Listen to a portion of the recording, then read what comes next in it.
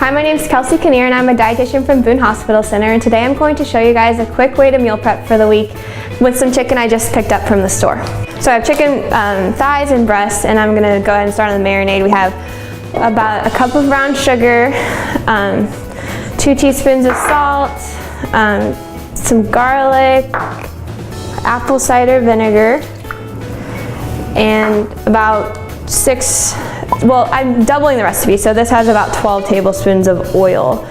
Again, you want it to be a high cooking oil because usually I grill this, so I use refined olive oil for this, but you can use canola or whatever. And then I do some ground pepper and 2 small limes and 1 large lemon.